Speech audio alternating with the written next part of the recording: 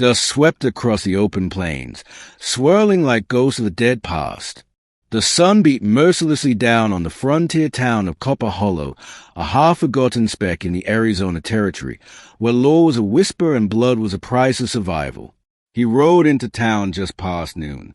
Tall, dark-eyed, and shadowed by the brim of his weathered Stetson, the stranger's black horse kicked up red earth with every step. Townsfolk watched from behind windows and sagging porches, drawn by the chill in the air that followed him. The saloon doors swung open. He stepped inside. "Name's Cole Rawlins," he said to no one in particular. But folks knew better than to believe the first name a man like that gave. There was something in his eyes, something that said he'd done wrong.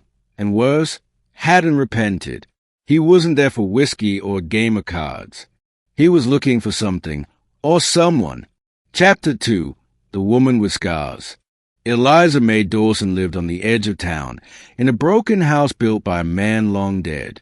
She kept to herself, raising goats and living off the scraps of kindness the townspeople offered. But what they didn't see was the strength in her arms, or the steel in her soul. Years ago, she'd been a saloon girl, before an outlaw shattered her jaw and left a scar running down her cheek. The town pitied her, but Eliza didn't want pity. She wanted peace. She wanted to forget the man who'd once promised her the stars and gave her only bruises and a baby with eyes like the devil. Her daughter, Lily, was 6, quiet, sweet, with her mama's curls and her father's fire. And Eliza prayed every night Lily would never know who her real father was.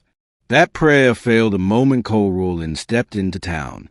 Chapter 3, Ashes of the Past. Cole watched her from a distance for 3 days. She was thinner than he remembered, scarred, haunted, but still beautiful in a way that hurt. He hadn't come for her. He told himself that. He'd come for what belonged to him, his daughter. But when he finally approached, Eliza met him at the fence with a rifle in hand. "You come for money or blood, Cole?" she asked coldly. "'Cause I got neither." "I came for Lily," he said. The air between them turned brittle. "She don't know you," she spat. "And she never will." Cole tipped his hat back and stared at the small figure playing under a tree. The little girl hummed to herself, braiding grass into tiny ropes. When she looked up and their eyes met, something in Cole shifted. He lowered his voice. "She deserves to know the truth. She deserves a chance at a life that ain't cursed by your name." Eliza turned her back and walked away, but not before he saw her shoulders shake. He knew that grief. He'd lived with it too. Chapter 4, Smoke and Fire.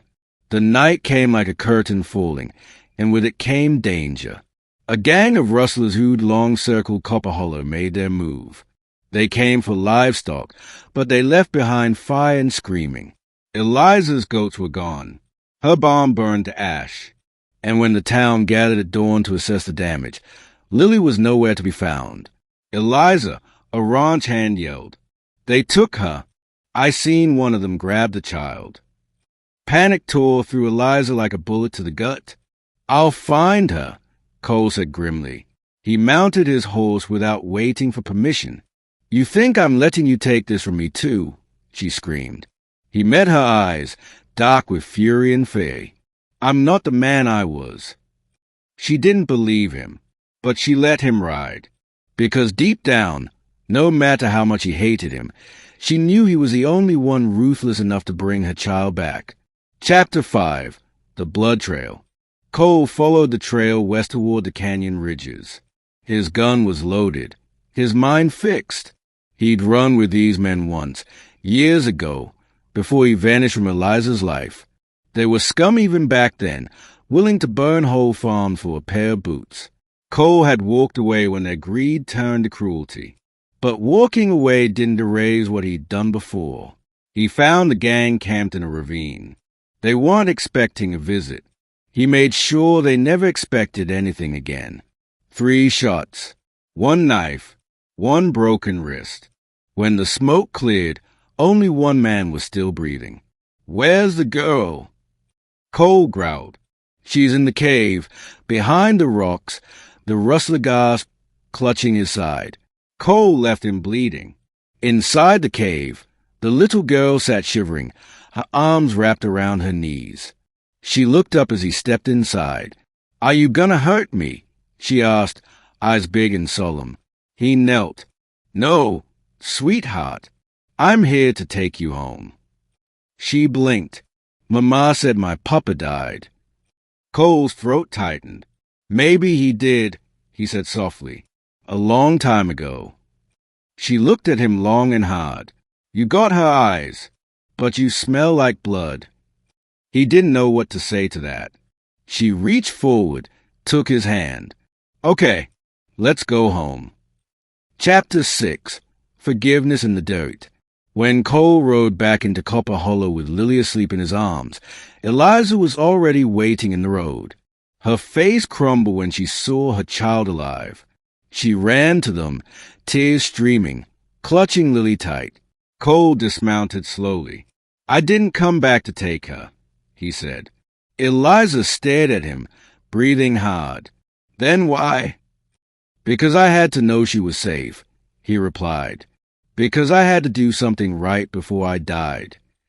"Don't talk like that. I ain't asking for forgiveness, but I want to protect her. I want to protect you, Eliza. If you'll let me." She didn't speak, just stared at the man who'd broken her heart and saved her child. Then Lily stirred in her arms.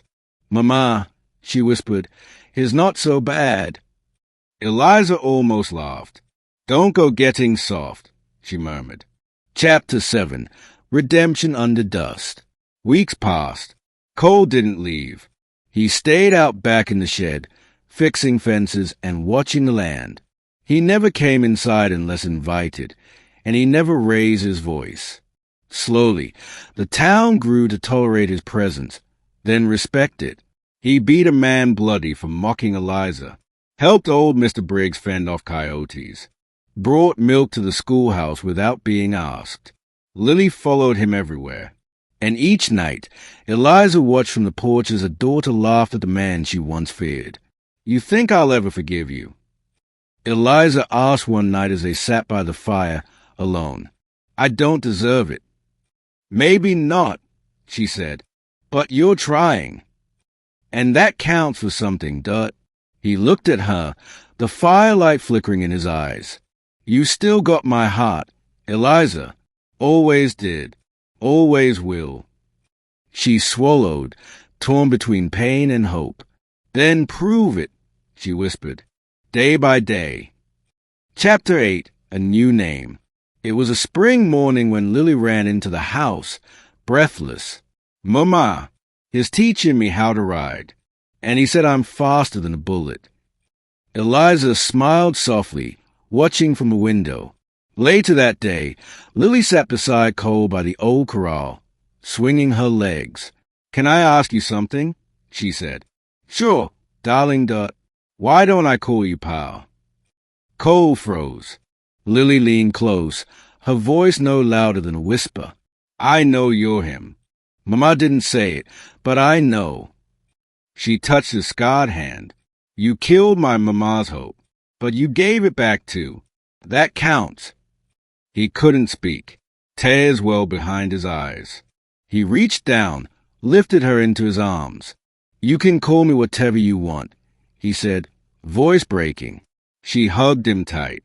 "Then I choose Pa."